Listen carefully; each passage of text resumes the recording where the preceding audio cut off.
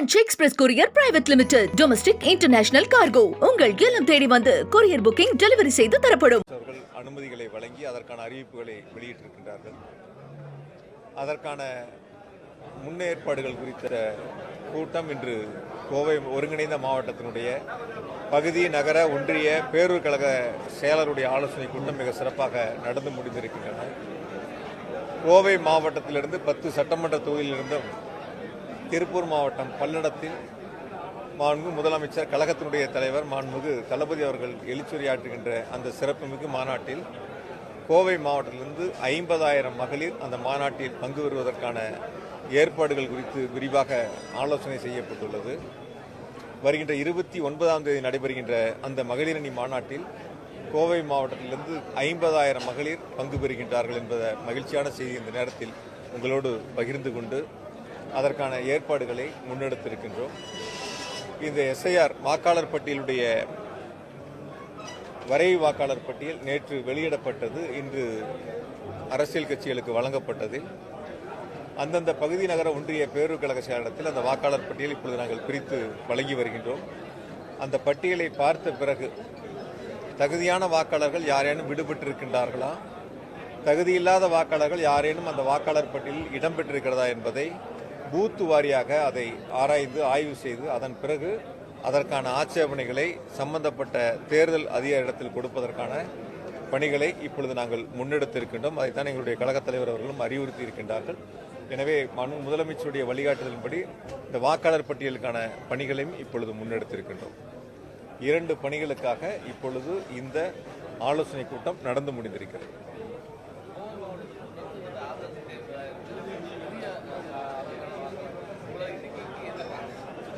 அதான் நேற்று பட்டியல் ரிலீஸ் பண்ணாங்க. நீங்கள் எல்லாம் இருக்கும்போது இன்னைக்கு தான் அரசியல் கட்சிகளுக்கு பட்டியலை கொடுத்துக்கிட்டு இருக்காங்க. அதனால் இப்பவுமே முழுசாக இன்னும் 10 தொகுதிகளுக்கான பட்டியல் கொடுக்கல, 8 தான் கொடுத்துருக்காங்க. இந்த பட்டியலை பார்த்த பிறகுதான் தெரியும் யார் யார் வாக்காளர் பட்டியலில் விடுபட்டிருக்கு. ஒரு கால் தகுதியான வாக்காளர் விடுபட்டிருக்கா அல்லது தகுதியற்றவங்க யாரும் சேர்ந்திருக்காங்களா அப்படிங்கிறத பட்டியலை பார்த்த பிறகுதான் அது சம்பந்தமான கருத்துக்களை சொல்ல முடியும். பட்டியல் இப்பொழுது பிரித்து நாங்கள் அந்தந்த BLA 2 கொடுத்து அது சம்பந்தமான ஆய்வு அதை ஆராய்ந்து பார்க்க போகிறோம். பார்த்த பிறகு முடிவு பண்ணலாம். என்னை பொறுத்த வரைக்கும் அது எப்படி இருக்குன்னு நான் நினைக்கிறேன் அப்படின்னு கேட்டிங்கன்னா, ஒரு இடத்துல குடியிருந்தவங்க இடம் மாறி இருக்கலாம், முகவரி மாற்றம் சம்மந்தப்பட்டவங்க இருக்கலாம், இறந்த வாக்காளர்கள் இருக்கலாம். அது மாதிரி இருக்கக்கூடியவங்க அதிகமாக அந்த பட்டியலில் இடம் பெறாமல் இப்போ நீக்கி இருக்கலாம். அதையும் இப்போ பார்த்தோம்னா தெரிஞ்சிடும்.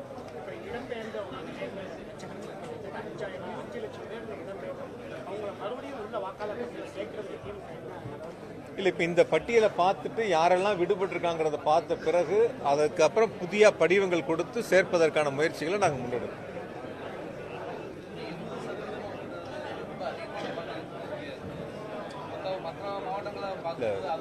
கோவை மாவட்டத்தினுடைய பத்திரிகையாளர்களுக்கு ஒரு வேண்டுகோள்.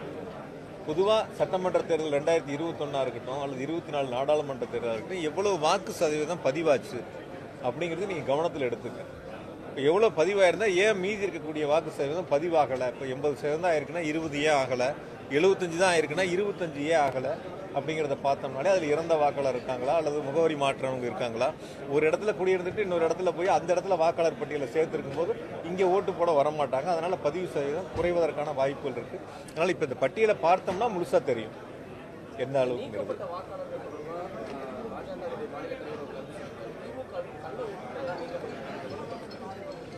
அதாவது நேற்று வெளியிடப்பட்ட வாக்காளர் பட்டியலில் நீக்கப்பட்டவங்க கூட எந்த ஆண்டு சேர்க்கப்பட்டவங்க, இது செய்கிறது முழுக்க தேர்தல் ஆணையம், வழிகாட்டு முறைகளை கொடுக்கறதே தேர்தல் ஆணையம், மாவட்ட ஆட்சியர் மாவட்ட தேர்தல் அதிகாரியாக இருக்காங்க. அவங்க எலெக்ஷன் கமிஷன் என்ன சொல்கிறாங்களோ அந்த பணிகளை அவங்க செய்கிறாங்க.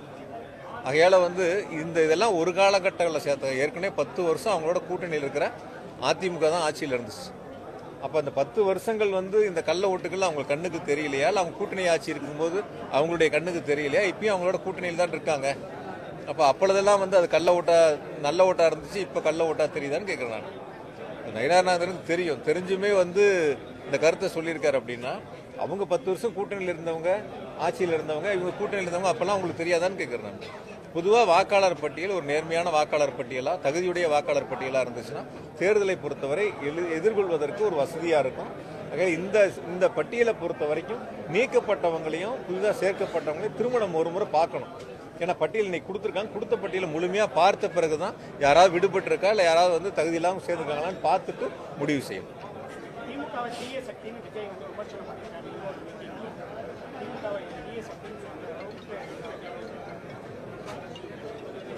அதாவது நான் ஏற்கனவே பல முறை சொல்லியிருக்கேன், பழைய அரசியல் கட்சிகளாக இருந்தாலும் புதிய அரசியல் கட்சிகளாக இருந்தாலும் திமுகவை விமர்சனம் பண்ணாமல் அவங்க அரசியலில் இருக்க முடியாதுங்கிற ஒரு சூழல் தமிழ்நாட்டில் இருக்கு. திமுக விமர்சனம் பண்ணா மட்டும்தான் அவங்க அரசியல் களத்தில் நிற்க முடியும் அப்படிங்கிற அந்த சூழல் இருக்கக்கூடிய காலகட்டங்களில் திமுக விமர்சித்தே ஆக வேண்டும் அப்படின்னு கட்டாயத்திற்கு அவர்கள் தள்ளப்பட்டிருக்கின்றார்கள். அது யதார்த்தமான ஒரு சூழல். எந்த கட்சியாக இருக்கட்டும், நேரடியாக பிஜேபியாக இருக்கட்டும், அதிமுகவாக இருக்கட்டும், இல்லை புதிய கட்சிகளாக இருக்கட்டும், யார் எடுத்தாலும் அவங்க சொல்கிற ஒரே கருத்து திமுக திமுக திமுக. ஆக மக்களிடத்தில் ஒரு வலுவான இயக்கமாக, ஒரு நல்லரசு நடத்தக்கூடிய ஒரு சிறப்புமிக்க முதலமைச்சராக, இந்தியாவிற்கு வழிகாட்டக்கூடிய ஒரு முதலமைச்சராக மாண்புமிகு தளபதி அவர்கள் நல்ல ஆட்சியை கொடுத்துக்கிட்டு இருக்காங்க. அதனால் வந்து யாருடைய விமர்சனங்களை பற்றியும் நாங்கள் காது கொடுத்து கேட்க வேண்டிய அவசியம் இல்லை. அரசுக்கு நல்ல ஆலோசனையை சொல்லக்கூடிய கருத்துக்களாக இருந்தால் நிச்சயமாக நாங்கள் அதை காது கொடுத்து கேட்டு அதற்கான பணிகளை செய்வதற்கு முயற்சி எடுப்போம். அதனால் அரசியல் சம்பந்தப்பட்ட விமர்சனங்களை வைக்கக்கூடியவர்கள் எந்த கருத்துக்களை சொல்கிறாங்களோ அது அவங்களுடைய கருத்துக்களாக நீங்கள் எடுத்துக்கிட்டு போங்க.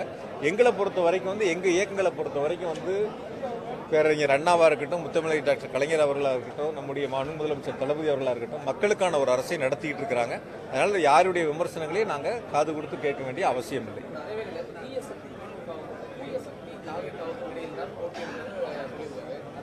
எல்லாரும் அப்படிதானே சார் சொல்றாங்க. அதிமுக கேட்டீங்கன்னா எங்களுக்கும் திமுகவுக்கும் தான் போட்டிங்கிறாங்க. புதுசாக வந்தவங்களை கேட்டீங்கன்னா எங்களுக்கு திமுகவுக்கும் தான் போட்டிங்கிறாங்க. இந்த கட்சிகள் யார் எடுத்தீங்கன்னாலும் அவங்க அந்த கருத்துக்கள் தானே சொல்றாங்க. அதனால மக்களிடத்தில் இருக்கக்கூடிய, இன்னும் நான் சொல்லிட்டுங்களா, மக்களிடத்தில் இருக்கக்கூடிய ஒரு முழுமையான மக்களுடைய ஆதரவை பெற்ற ஒரு இயக்கமாக திராவிட முன்னேற்ற கழகத்தை மாண்புமிகு முதலமைச்சர் தளபதி அவர்கள் வளர்த்திருக்கிறார். அந்த அளவுக்கு அடித்தட்டு மக்கள் வரைக்கும் வந்து இயக்கத்தினுடைய அரசினுடைய திட்டங்களை கொண்டு சேர்ந்து இயக்கத்தை வலுப்படுத்தி இருக்கின்றார். நிச்சயமாக இந்த தேர்தலை பொறுத்த வரைக்கும் கோயம்புத்தூர் மாவட்டத்தில் நீங்க பொறுத்திருந்து பாருங்க, 2026 தேர்தல் முடிவுகள் திராவிட முன்னேற்ற கழகம் தலைமையிலான கூட்டணி ஒரு மகத்தான வெற்றி பெறும். எங்களுக்கு போட்டியா? நாங்க யாரையும் போட்டியாளராகவே பார்க்கலையே. நாங்க மக்களோட இருக்கிறோம், மக்கள் இயக்கமா தலைவர் நடத்திட்டு இருக்காங்க, மக்களுக்கான திட்டங்களை கொண்டு போய் சேர்க்கிறாங்க. நான் யாரையும் குறைச்சு மதிப்பிடல. எங்களை பொறுத்த வரைக்கும் நாங்க வெற்றி பெற வேண்டும், மக்களுக்கான திட்டங்களை கொண்டு சேர்க்க வேண்டும் என்பதில் முனைப்போடு இருக்கும். அதனால வந்து யாரையும் நான் குறைச்சும் மதிப்பிடல, யாரையும் நான் குறைவாகவும் சொல்லலை. அதனால எங்களுக்கான பலம் தேர்தல் களத்தில் பணியாற்றிட்டு இருக்கோம். இப்போ இயக்கத்தினுடைய பணிகளை செஞ்சுட்டு இருக்கோம், ஒரு பக்கம் அரசினுடைய பணிகள் நடந்துட்டு இருக்கு. ஏன்னா அது என்கிட்ட கேட்குறீங்க? அதெல்லாம் முதலமைச்சர்கள் அறிவிப்பாங்க. அது மாதிரி இருக்கிறதெல்லாம் கொள்கை ரீதியானதெல்லாம் முதலமைச்சர்கள் அறிவிப்பாங்க. அதனால் முதலமைச்சர் அறிவிப்புக்கு பிறகு நான் உங்ககிட்ட பேசுறேன். அன்னைக்கு 2-3 நாள் பார்த்தேன், சோசியல் மீடியாலையும் போயிட்டு இருந்து. இப்போ நீங்களும் கேட்குறீங்க. சோசியல் மீடியா பார்த்தா நானே தெரிஞ்சுக்கிட்டேன். சோசியல் மீடியா பார்த்த பிறகு தான் நானே தெரிஞ்சுக்கிட்டேன். எனக்கு நல்லா தான் இருக்குது கரூர் தொகுதி. தொடர்ந்து என்னை ஜெயிக்க வச்சுக்கிட்டு இல்லை, தொடர்ந்து என்னை கரூர் மக்கள் ஜெயிக்க வச்சுக்கிட்டு தான் இருக்காங்க. 5 தேர்தலில் நின்று 5லையும் ஜெயிச்சிருக்கிறேன். அதனால் வந்து சோசியல் மீடியாலையும் நீங்களும் தான் அந்த கருத்துக்களை கேட்குறீங்க. நல்ல தொகுதி, நல்ல மக்கள் என்னை அன்பாக பாசமாக வச்சுருக்கிறாங்க. இன்னும் என் மேலே நம்பிக்கை வச்சு தொடர்ந்து ஆதரவு கொடுத்துருக்காங்க. கரூர் எனக்கு நல்லா தான் இருக்குது. அதனால் உங்களுக்கு அப்படிப்பட்ட சந்தேகம் தேவையில்லை. சமூக வலைத்தளங்களில் யாரோ ஒருத்தர் வந்து பேசுகிறத ஒரு பொருட்டாக நம்ம எடுத்துக்க வேண்டியதில்லை. அதனால் இங்கே கோவையை பொறுத்தவரை எங்களுடைய இலக்கு, தலைவர் எங்கள் எல்லாத்துக்கும் இருக்கிற கட்டளை 10 தொகுதிகளில் நம்ம ஜெயிக்கணும், அதுக்கான களப்பணியை ஆட்டணும் அப்படிங்கிறத நாங்கள் எல்லாரும் மாவட்ட செயலர் நிர்வாகிகளாக சேர்ந்து அந்த பணிகளை பார்க்குறோம். நிச்சயமாக பொறுத்திருந்து பாருங்க, நல்லது நடக்கும். எதுக்கு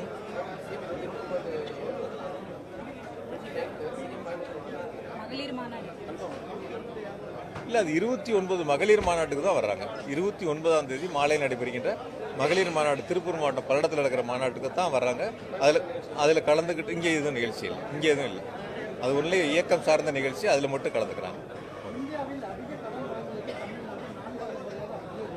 உங்களிடம் ஒரு திருப்பி கேள்வியை கேட்கின்றேன். காங்கிரஸ் அரசாங்கம் விட்டு சென்ற பொழுது இந்திய அரசினுடைய கடன் எவ்வளவு, இப்பொழுது பிஜேபி அரசாங்கம் பதவியேற்ற இந்த நாளில் கடன் எவ்வளவு என்பதை நீங்கள் என்னிடத்தில் சொல்லிவிட்டு அந்த கேள்வியை கேளுங்கள். பிஜேபி அரசாங்கம் வாங்கின கடன் எவ்வளவு, இந்த 10-11 வருஷத்துல பிஜேபி அரசாங்கம் வாங்கின கடன் எவ்வளவு கூடி இருக்கு அப்படிங்கிறது நீங்க அதை எடுத்து பார்த்துட்டு இந்த கேள்வியை எங்களிடம் கேளுங்க. நன்றி. இப்போ இளைஞரணி மாநாட்டை பொறுத்தவரை எங்களுடைய துணை முதலமைச்சர் அவர்கள் மிக பிரம்மாண்டமாக ஒரு எழுச்சி மிக மாநாடாக திருவண்ணாமலையில் மிக எழுச்சியோடு நடைபெற்ற மாநாடு முடிந்திருக்கின்றன. அடுத்த மாநாடு எங்கே என்பதை எங்களுடைய இளைஞர் செயலர்கள் அறிவிப்பாங்க. ஏன்னா இப்போ எங்களுக்கு மகளிரணி மாநாடு நடத்துவதற்கான அந்த வாய்ப்பை தலைவர் கொடுத்துருக்காங்க. இளைஞரணி மாநாடு அறிவிப்பு வந்த பிறகுதான் எங்களுக்கு தெரியும் யார் எங்கே நடத்துறாங்க, எந்த பகுதியில் நடத்துறாங்க.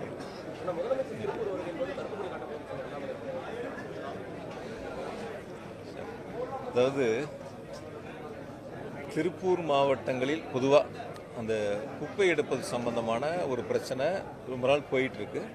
தீர்வு காண்பதற்கான முயற்சிகளை அரசாங்கம் எடுத்திருக்கு. எந்த பகுதிகளில் அந்த குப்பைகளை கொண்டு போய் நம்ம கொட்ட போனாலும் அந்த இருக்கக்கூடிய மக்கள் கடுமையான எதிர்ப்பை தெரிவிக்கிறாங்க. அதுக்கு ஒரு மாற்று வழிகளை இப்பொழுது அரசாங்கம் ஆராய்ந்து கொண்டு இருக்கிறது. விரைவில் அதற்கான ஒரு நல்ல தீர்வு எட்டப்படும்.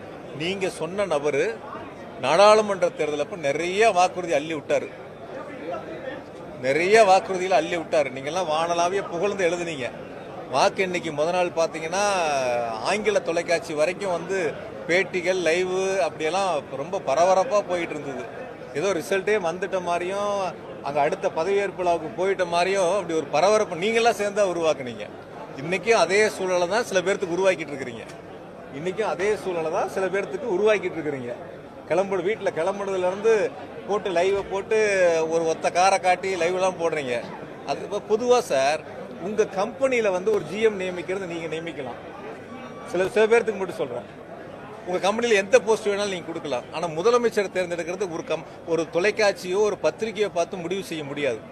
நீங்கள் பத்திரிகை எழுதுறவங்க வந்து இன்னார் தான் அப்படின்னு எழுதுறத மக்கள் தீர்மானிக்க மாட்டாங்க. மக்கள் தான் அதை தீர்மானிக்கணும் யார் முதலமைச்சருங்கிறத.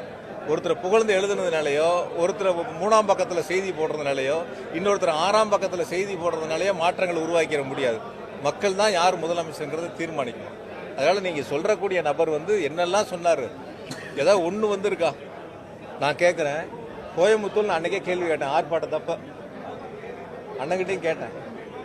ஏதாவது பிஜேபி அரசாங்கம் ஆட்சி பொறுப்பேற்ற இந்த 10-12 ஆண்டுகளில் கோவை மாவட்டத்திற்கென்று ஒரு சிறப்பு திட்டத்தை செயல்படுத்தியிருக்காங்க. ஒரு திட்டத்தை நாங்கள் செஞ்சோன்னு பிஜேபி சொல்லுவோம்.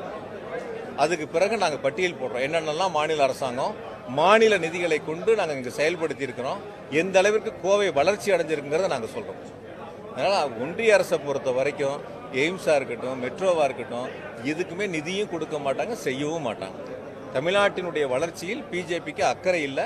அக்கறை இல்லாத ஒரு கட்சியில் இருக்கிற நபரை பற்றி நீங்கள் பேசுகிறீங்க. அதனால் அதை பற்றி நாங்கள் பேச வேண்டிய அவசியம் இல்லை. நன்றி. Branch express courier private limited domestic international cargo உங்கள் இல்லம் தேடி வந்து கொரியர் புக்கிங் டெலிவரி செய்து தரப்படும். என்றும் உங்களுடன் மை இந்தியா. முக்கிய செய்திகளை உடனுக்குடன் தெரிந்து கொள்ள சப்ஸ்கிரைப் பண்ணுங்க, பெல் பட்டனை பிரஸ் பண்ணுங்க. என்றும் உங்களுடன் மை இந்தியா.